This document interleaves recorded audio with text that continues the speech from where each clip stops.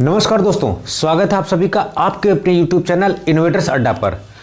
आज जो हम लोग टॉपिक डिस्कस करने वाले उसका नाम है ग्लाइकोसाइड्स। इससे पहले कि मैं टॉपिक डिस्कस करूं, कुछ इंपॉर्टेंट इन्फॉर्मेशन आपके लिए बहुत जरूरी है, वो पढ़ने से ज़्यादा जरूरी है, क्योंकि जो बच्चे जीपैट 2021 के लिए जबकि मैं वीडियो रिकॉर्ड कर रहा हूँ तो वहाँ पर जीपैट 2021 में जो बैठ रहे हैं बहुत सारे बच्चे बहुत परेशान हो रहे हैं।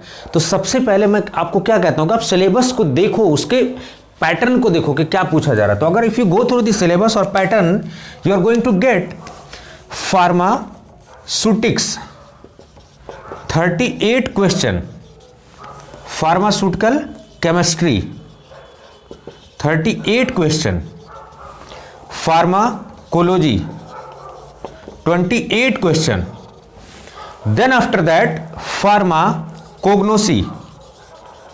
फार्माकोग्नोसी से कितने क्वेश्चन आपको पूछे जा रहे हैं? 10 क्वेश्चन, और अदर से आपके 11 क्वेश्चन पूछे जा रहे हैं। और आपको अगर सही से याद हो, अगर आपने बिल्कुल सीएस एस्पिरेंट हो तो आपने कट ऑफ जरूर देखा होगा।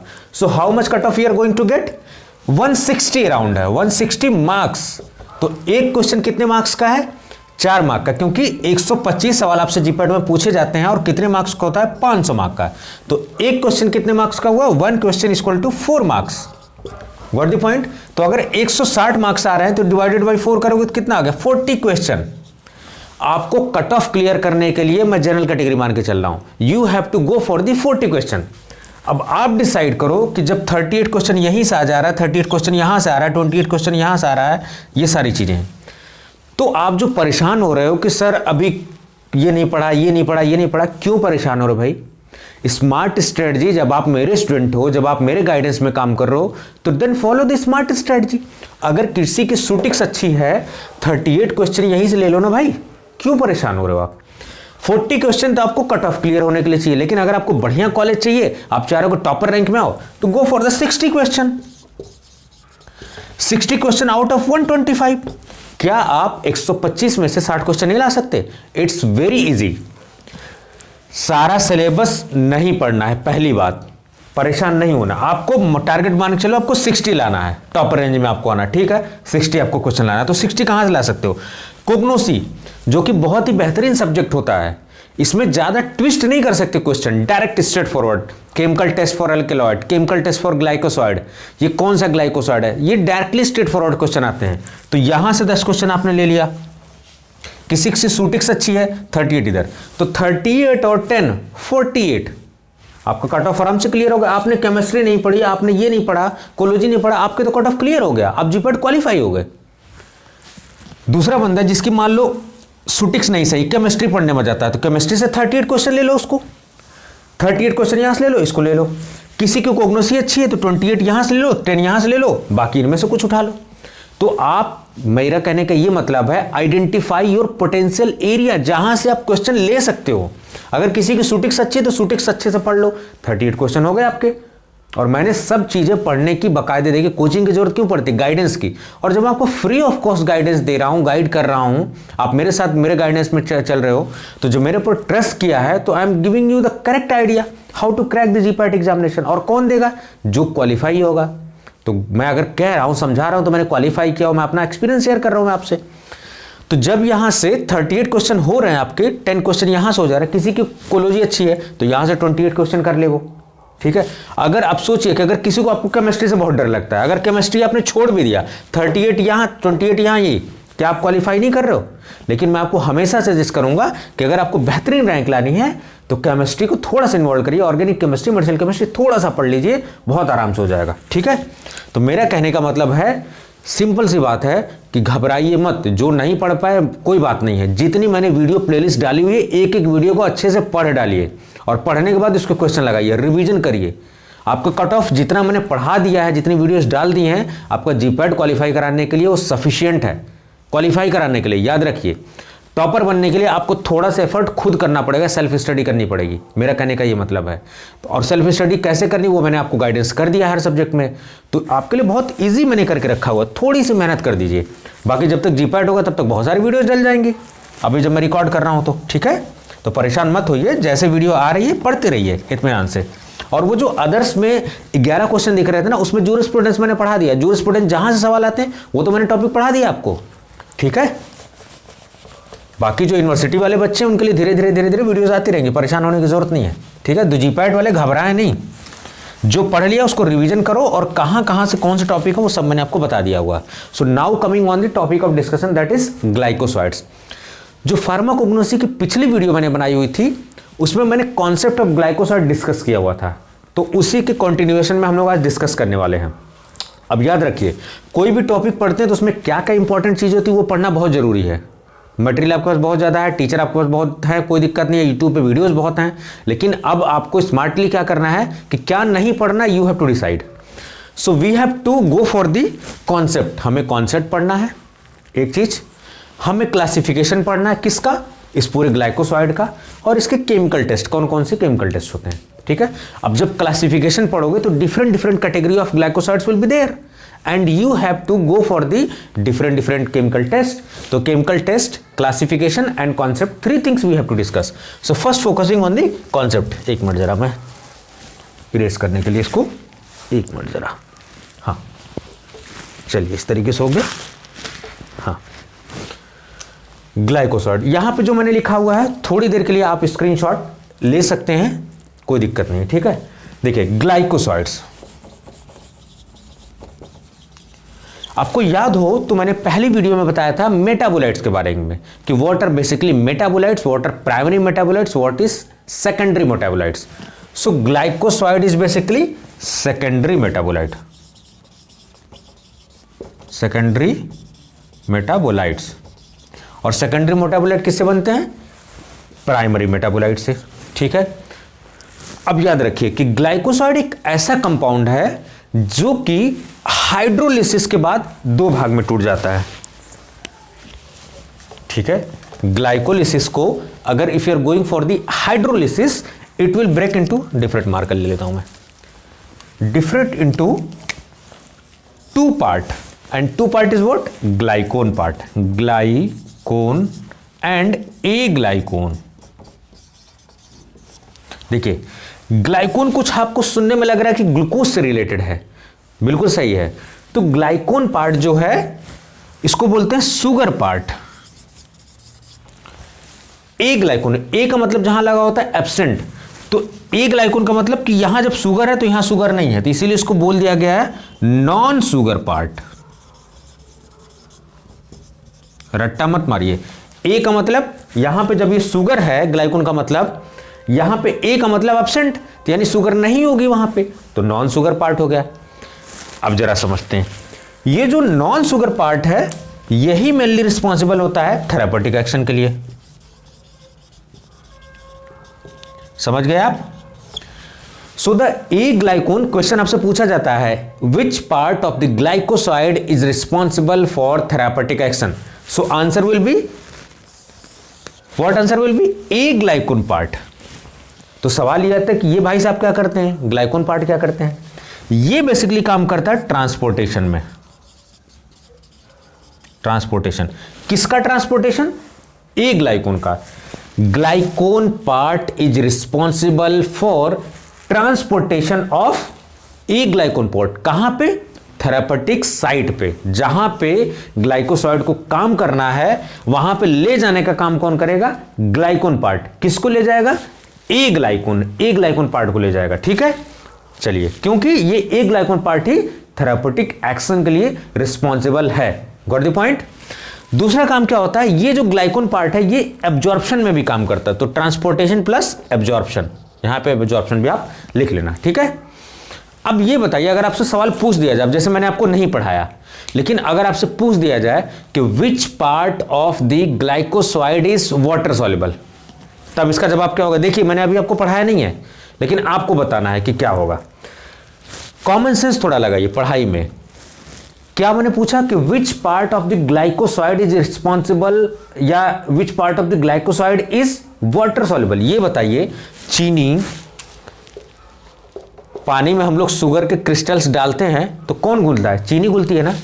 तो जब ये वाला पार्ट शुगर है तो चीनी पानी में घुल जाती है, तो वाटर सॉल्युबल कौन हुआ, शुगर पार्ट। रट्टा नहीं मारना है, समझो। सो sugar part is water soluble. और वाटर सॉल्युबल कौन नहीं होगा, ये वाला पार्ट, इनसॉल्युबल। मैंने ये आपको बताया? नहीं बताया, आपने कॉमन सेंस से पकड़ा। मैंने आपसे सवाल कल पूछा कि which part is water insoluble, water soluble.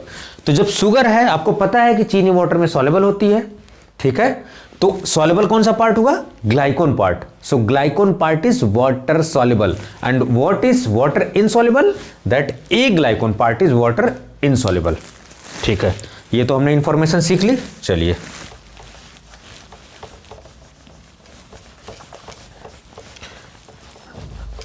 अब हम लोग समझते हैं कि जो ये जो ग्लाइकोन पार्ट था, वो कह रहे थे हम लोग शुगर पार्ट था। शुगर पार्ट कौन सा है? तो सबसे कॉमन से शुगर ग्लाइकोसाइड में कौन सी पाई जाती है? Beta D glucose. Beta D glucose. सवाल पूछा गया है again, which sugar is commonly found in glycosides? That is beta D glucose. Answers बता रहा हूं आपके, जो क्वेश्चन पूछे गए पिछले साल के। So beta D glucose will be the correct option. चलिए और हम लोग समझते हैं। अब ये हम लोग जो ग्लाइकोन और ए ग्लाइकोन की बात कर रहे हैं तो दोनों हिस्से किसके? ग्लाइकोसाइड के। तो ये तो एक ही साथ रहेंगे ना, इनको हाइड्रोलिसिस करके फिर तोड़ रहे हो, अलग अलग कर रहे हो। तो पहले तो एक ही साथ है, इसका मतलब अलग अलग कर रहे हो किसी चीज को, इसका मतलब कि पहले वो एक साथ थे। तो पहले एक साथ कैसे जुड़े हुए थे? इन दोनों के बीच में कुछ बॉन्ड रहा होगा ना, कुछ तो बॉन्ड रहा होगा ना इनके बीच। तो ग्लाइकोसाइड और ए ग्लाइकोसाइड के बीच बॉन्ड है। कौन सा बॉन्ड है आप बताइए? C3 beta linkage. देखो यहां पे लिखा हुआ मैंने C3 बीटा लिंकेज। शुगर कौन सी? Beta D glucose. तो किससे ग्लाइकोन ए ग्लाइकोन पार्ट जुड़े हुए हैं? ग्लाइकोन and aglycone part of this particular glycoside is attached with the help of C3 carbon 3 beta linkage. ये भी सवाल आपका है, ये भी आप समझ गए। ठीक है, तो उम्मीद करता हूं कि आपने ग्लाइकोसाइड का कॉन्सेप्ट समझ लिया। So glycoside are basically secondary metabolites which upon hydrolysis gives two part, A glycone and glycone part. A glycone part is called as non-sugar part, that is water insoluble. Glycone part is also known as sugar part and that is water soluble. The main function of A glycone is to show the therapeutic action at the desired site of action and the main role for the glycone part is responsible for the transportation of A glycone part at the site of action and its absorption. Simply आपको याद रखना, इतना रट्टा नहीं मारना है। ठीक है, चलिए हम लोग ग्लाइकोसाइड का कॉन्सेप्ट समझ चुके हैं। ओके, तो ये हम लोग हटा देते हैं, भीड़ इतनी जो मच रही है इसको कम कर देते हैं हम लोग। अब now coming on the classification. Classification, तो ये जो क्लासिफिकेशन होता है, मैं एक मार्कर चेंज कर देता हूं, थोड़ा कम चल रहा है ये। हाँ, दो तरीके से क्लासिफिकेशन हो सकता है। अब मैंने बोला एक हो सकता है लिंकेज क्या है, on basis of linkage between ग्लाइकोन and ए ग्लाइकोन। कौन सी लिंकेज है, कौन सी ग्लाइकोसाइडिक लिंकेज है, तो उस बेसिस पे हम लोग कहते हैं ONSC, O glycoside, N glycoside, S glycoside, ये है ना O ग्लाइकोसाइड, NSC ग्लाइकोसाइड। ठीक है, O बेसिकली क्या होते हैं? न्यूक्लियोटाइड ग्लाइकोसाइड, इनको बोलते हैं न्यूक्लियोटाइड। और N वाले क्या होते हैं? न्यूक्लियोसाइड।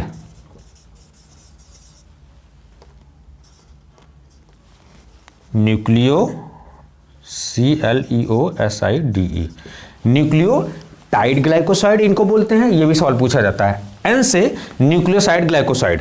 ठीक है, ये दोनों है आपके एग्जाम्पल।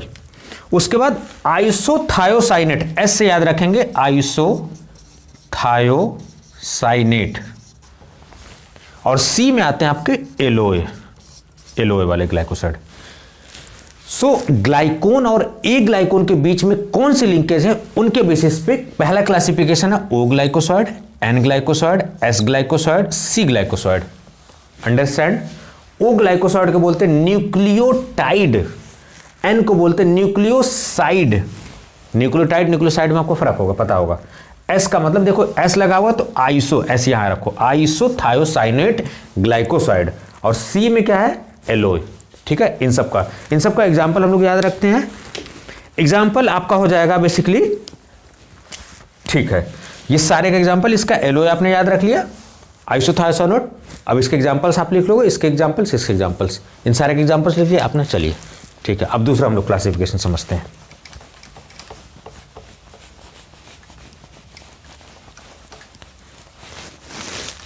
दूसरा क्लासिफिकेशन जो हम लोग समझेंगे, on basis of nature of A ग्लाइकोन part, on basis of nature of A ग्लाइकोन part.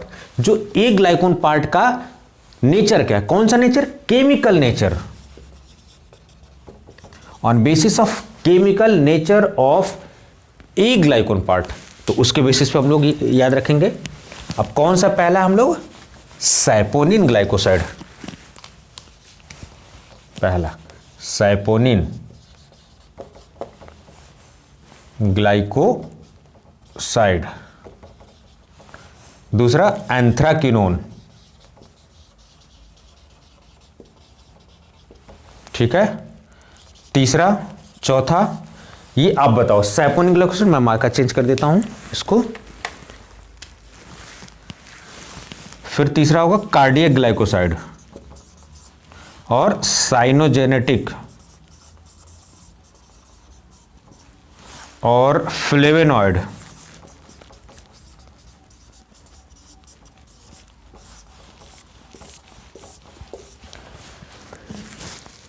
Saponin glycoside, anthraquinone glycoside, cardiac glycoside, cyanogenetic glycoside, flavonoid glycoside, ये सारे ग्लाइकोसाइड के एग्जाम्पल हो गए। मैं और देखता हूं, उसके एग्जाम्पल आपको लिखवा देता हूं। एंथ्राक्विनोन हो गए, कार्डियक हो गए, सैपोनिन हो गए, साइनोजेनेटिक ग्लाइकोसाइड हो गए, उसके अलावा आइसोथायोसाइनेट हो गए और फ्लेवेनॉइड। Isothiocyanate glycoside. ठीक, इसके एग्जाम्पल्स आप लोग लिख लीजिए। इसके एग्जाम्पल्स सैपोनिन्स के, इसके इन सब के एग्जाम्पल्स लिख लीजिए। तो मैंने एक नोटबुक में लिखा हुआ है, मैं आपको बता देता हूं। एंथ्राक्विनोन में सेना, मैं एग्जाम्पल आपको बोल दे रहा हूं। ठीक है, मैं यहां से नोटबुक उठा के थोड़ा सा लिखा हुआ था मैंने। एंथ्राक्विनोन में आप सेना लिखो, मैं दूसरे पेन से लिख देता हूं। अब एग्जाम्पल्स थोड़ा सा याद करना मुश्किल होता है, तो आप लिख लो इसको। एंथ्राक्विनोन में सेना, ठीक, एलोए, रुबाब और कैस्करा। ठीक है, सेना, एलोए, रुबाब, कैस्करा, ये किसके एग्जाम्पल हो गए, एंथ्राक्विनोन ग्लाइकोसाइड के। ठीक है, सैपोनिन में आप एग्जाम्पल लिख लो, licorice, dioscorea, licorice dioscorea, ginseng senega, ginseng senega. Saponin के licorice, dioscorea, ginseng senega. Anthraquinone के सेना, एलोए, रुबाब, कैस्करा। ठीक है, ये मेरे बी फार्मा के नोट्स हैं, तो मैंने थोड़ा सा लिख के रखा हुआ था, तो मैंने कहा तुम आपको बता दूं। कार्डियक ग्लाइकोसाइड, तो कार्डियक ग्लाइकोसाइड में आपके एग्जांपल हैं डिजिटैलिस, स्क्विल, स्ट्रोपैंथस, डिजिटैलिस, स्ट्रोपैंथस या स्ट्रोपैंथिन, सॉरी स्ट्रोपैंथिन बोलते हैं इसको, या स्ट्रोपैंथस भी बोल सकते हैं। ठीक है, उसके अलावा है थिवेसिया, थिवेसिया, ठीक है। फ्लेवोनॉइड ग्लाइकोसाइड में आप लिख सकते हो सिट्रस या रूटीन, सिट्रस या रूटीन। और आइसोथायोसाइनेट ग्लाइकोसाइड में आप लिख सकते हो सिनिग्रीन और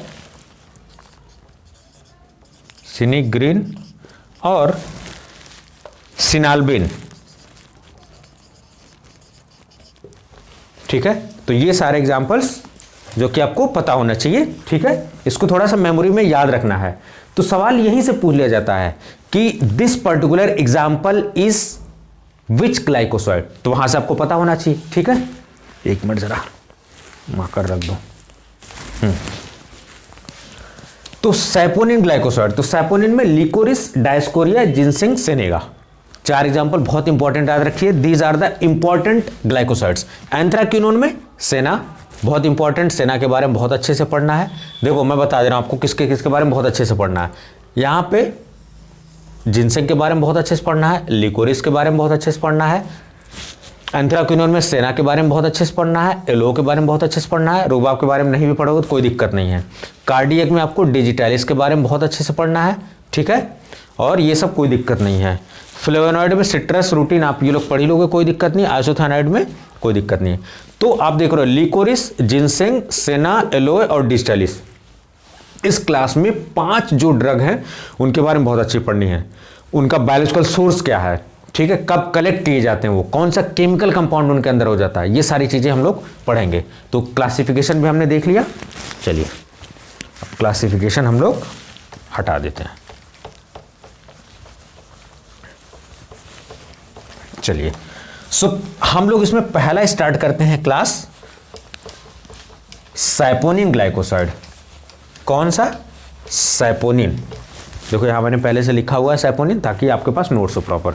सैपोनिन, ठीक है। मार्कर गड़बड़ कर रहा है, दूसरा चेंज करते हैं। हाँ, सैपोनिन ग्लाइकोसाइड।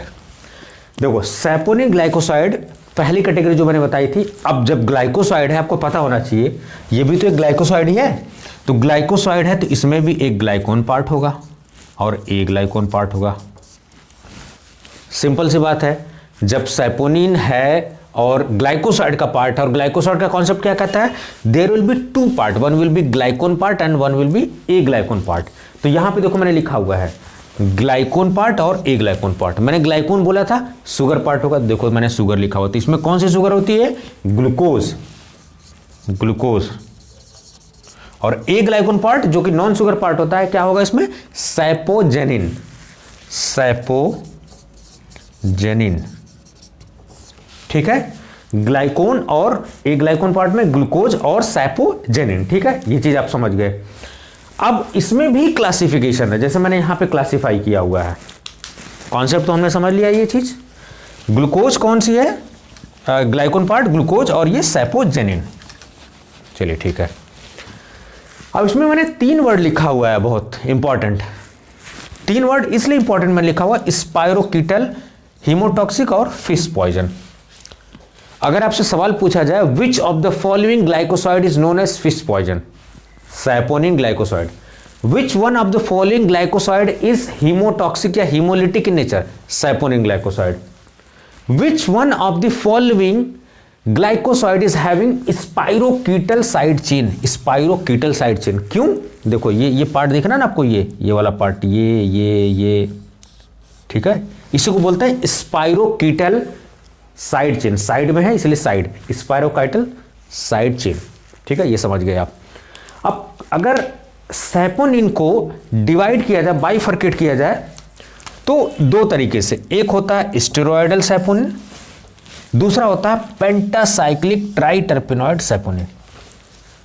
ये जो स्टेरॉयडल होता है इसको टेट्रासाइक्लिक भी बोलते हैं। देखो यहां लिखा हुआ मैंने टेट्रा, क्यों? क्योंकि 1 रिंग, 2 रिंग, 3 रिंग, 4, इसीलिए इसको बोलते हैं टेट्रासाइक्लिक, क्योंकि साइक्लिक है ये। Tetracyclic triterpenoid, understand. Pentacyclic 1 2 3 4 5, pentacyclic triterpenoid saponin. Tetracyclic वाले में डायस्कोरिया एग्जांपल है, सोलेनम बेरीज एग्जाम्पल है, याद रखिए। पेंटासाइक्लिक जो कि अभी जिनसिंग हमने ऊपर पढ़ा था ना, जिनसिंग और liquorice, liquorice and ginseng are pentacyclic triterpenoid, ये याद रखना है। स्ट्रक्चर इसमें थोड़ा सा याद रखना है कि एक बेंजीन रिंग दूसरी है, तीसरी है, ठीक है। इसमें 5 रिंग वाली भी रिंग है ये, ठीक है। उसके अलावा स्पायरोकेटल साइड चेन है। नंबरिंग यहां से स्टार्ट करेंगे 1 2 3 4 5, ऐसे करते करते जाओगे आप, तो आपको पता लगेगा कि ये पूरा कितना है 27। तो ये जो टेट्रासाइक्लिक है इसको बोलते हैं C27, कार्बन 27, यानी कि 27 नंबर ऑफ कार्बन है यहां पे, तो इसलिए इसको C27 भी बोलते हैं। यहां पे क्या है कि ये जो स्पायरोकेटल रिंग है वहां पे जाके ये क्लोज हो गई, तो इसको बोलते हैं C30, तो 30 कार्बन है। तो जो पेंटासाइक्लिक है C30, टेट्रासाइक्लिक C27, अंडरस्टैंड। उसके एग्जांपल आपको याद रखने हैं, समझ गए आप। चलो, तो सैपोनिक ग्लाइकोसाइड कॉन्सेप्ट आपने समझ लिया, क्या क्या होता है उसमें, क्या टाइप्स होते हैं, कितनी रिंग होती हैं, स्ट्रक्चर आपने देख लिया। इसको नंबरिंग आप समझ लेना, कैसे कैसे नंबरिंग मैंने लिखा हुआ है, ठीक है। इसको पॉज करके वीडियो आप देख लेना। चलिए, ये हमने देख लिया।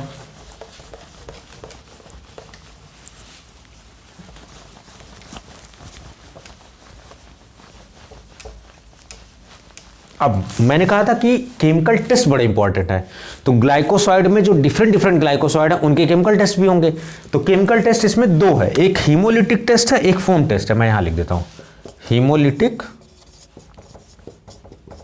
टेस्ट। क्यों हीमोलिटिक टेस्ट? आपको पता है कि ये हीमोटॉक्सिक है, आरबीसी को रप्चर कर देता है। तो अगर कोई ग्लाइकोसाइड आपने डाला और आरबीसी रप्चर हो जाएगी, तो आपको आइडिया लग गया कि नहीं ये सैपोनिन ग्लाइकोसाइड है इसमें, इसीलिए यहां पे हम हीमोलिटिक टेस्ट कर रहे हैं। लिसिस का मतलब टूटना, ब्रेक डाउन, ठीक है। तो हीमो का मतलब ब्लड जो आरबीसीज है ब्लड के अंदर वो ब्रेक डाउन हो जाती है, किसकी वजह से? Due to presence of saponin. कौन सा ग्लाइकोड? Saponin glycoside. तो हीमोलिटिक टेस्ट में क्या करेंगे, या तो कौन सी में ड्रग एक्सट्रैक्ट फॉर्म में होती है या पाउडर फॉर्म में होती है। तो एक्सट्रैक्ट फॉर्म में या ड्रग पाउडर फॉर्म में है, उसको एक स्लाइड पे लेना है, ठीक है। और वहां पे ब्लड सैंपल जो रखा हुआ है उसके साथ इंटरेक्शन होगा सैपोनिन ग्लाइकोसाइड का, और एक हीमोलिटिक जोन आपको दिख जाएगा, हीमोलिटिक जोन। हीमोलिटिक पूरा जोन दिख जाएगा आपको, तो आपको समझ में आ जाएगा कि हीमोलिटिक टेस्ट पास हो रहा है, इसका मतलब कि सैपोनिन ग्लाइकोसाइड है। एक चीज। दूसरी खास विशेषता होती है सैपोनिन ग्लाइकोसाइड की कि ये फोम क्रिएट करते हैं, फोम। और ये फोम ऐसा नहीं कि शेक कर दिया आपने तो फोम खाली थोड़ी देर के लिए, नहीं, परसिस्टेंट फोम बनाती हैं ये। किसके साथ? तो जब इसका एक्सट्रैक्ट लोगे या फिर ड्रग लोगे पाउडर फॉर्म में, उसको अगर वाटर के साथ मिक्स करके शेक करोगे तो परसिस्टेंट फोम आपको दिखेगा। तो एक हो गया आपका फोम टेस्ट, एक हो गया हीमोलिटिक टेस्ट। तो आज के लिए इतना ही, आशा करता हूं कि आपको चीजें समझ में आई होंगी, ठीक है। और एग्जांपल्स बड़ा इंपॉर्टेंट है, क्या क्या इंपॉर्टेंट पूछा जाता है। तो सैपोनिन ग्लाइकोसाइड पूरा मेरी तरफ से कंप्लीट हो गया है, आपको इससे ज्यादा कुछ पढ़ने की जरूरत नहीं है। आप बिल्कुल बिंदास पढ़ते रहिए, हताश मत होइए, इस समय कॉन्फिडेंस लूज मत करिए अपने आप को। देखिए, टीचर सभी के पास बेहतरीन है, यूट्यूब पे वीडियो सभी के पास मिल जाती हैं, इंटरनेट सभी के पास है। अब जो है एग्जाम वो साइकोलॉजिकल हो गया है कि कौन मेंटली कितना स्टेबल होता है और कितना चीजों को समझ के जाता है। मैं हमेशा बच्चों को कहता हूं कि आप इनोवेटिव तरीके से सीखिए। ये चैनल का नाम ही इसलिए इनोवेटर्स अड्डा रखा गया है, ताकि आप हर जगह जो नहीं पढ़ाया जाए तो वही आपको यहां पढ़ाया जाएगा। और जहां जैसे नहीं पढ़ाया जाता है, जो लोग पैसे लेके, जो लोग जैसे भी तरीके से करते हैं, मैं उनका क्रिटिसाइज नहीं कर रहा हूं, लेकिन मेरे हिसाब से एजुकेशन सभी को मिलनी चाहिए, चाहे वो गरीब का बच्चा हो, चाहे अमीर का बच्चा हो, चाहे जैसे भी हो। मेरे लिए स्टूडेंट बराबर होते हैं, और हर स्टूडेंट को राइट टू एजुकेशन जब हमारे कॉन्स्टिट्यूशन ने दिया हुआ है तो हम कौन होते हैं डिनाई करने वाले। तो मैं आपकी सेवा में बिल्कुल हूं। आप आराम से इसको एकदम बिल्कुल मेंटल प्रेशर वाला एकदम वो नहीं करना है, साइकोलॉजिकल गेम हो गया एग्जाम। तो एग्जाम इससे पहले आपके ऊपर हावी हो, आप एग्जाम के ऊपर हावी हो जाओ। याद रखिए कि क्वेश्चन पेपर अगर आपको ईजी लग रहा है तो बहुत ज्यादा उत्साहित होने की जरूरत नहीं है, तो भी दिमाग खराब हो जाता है। या फिर थोड़ा सा स्टार्टिंग में क्वेश्चन नहीं आ रहा तो अपने दिमाग को शांत रखिए, धीरे धीरे दिमाग खुद काम करने लगेगा। क्वेश्चन पेपर इस तरीके से सेट किया जाता है कि बच्चा प्रेशर में आए और गलत करे, ये मेंटालिटी सेट की जाती है पहले से ही कि 2-4-6 क्वेश्चन आएगा और बच्चा घबरा जाएगा और हथियार डाल देगा। तो ऐसा नहीं करना है। आशा करता हूं कि पूरा ग्लाइकोसाइड आपको बहुत अच्छे से समझ में आया होगा। कोई भी प्रॉब्लम हो तो आप बिल्कुल कमेंट बॉक्स में कमेंट करिए कि सर ये टॉपिक है, और परेशान मत होइए, पढ़ते रहिए। थोड़ा सा वीडियोज इरेगुलर हो जा रही है मेरी तरफ से, क्योंकि देखिए भाई जॉब में भी हूँ, मेरी पर्सनल लाइफ भी है, और मैं तो कोई प्रोफेशनल यूट्यूबर तो हूँ नहीं, या मेरा कोई कोचिंग तो है नहीं। मैं आपकी मदद के लिए हूं और बिल्कुल मदद के लिए रहूंगा, हमेशा आपके लिए हूं। जब मैंने एक बार प्रॉमिस कर दिया तो आपके साथ एंड तक जुड़ा रहूंगा, जब तक आपका सिलेक्शन नहीं हो जाएगा, और सिलेक्शन के बाद भी जुड़ा रहूंगा, जब तक आप नौकरी नहीं पा जाओगे, लाइफ में सेट नहीं हो जाओगे, तब तक मैं रहूंगा। और इसी तरीके से एक हम लोग टीम क्रिएट कर देंगे बिल्कुल, और जिसमें बहुत अच्छे अच्छे क्वालिफाइड लोग होंगे, फिर वो लोग मेरे से सीखेंगे, फिर और लोग सीखेंगे। इस तरीके से हम पूरा जो है अपने एजुकेशन सिस्टम को बहुत अच्छे से ले जाएंगे। इसी उम्मीद के साथ कि आप वीडियोस को देखेंगे, कोई दिक्कत होगी तो आप कमेंट करेंगे, ज़्यादा से ज़्यादा इसको शेयर करेंगे। अपना ध्यान रखिए, मुस्कुराते रहिए। नमस्कार।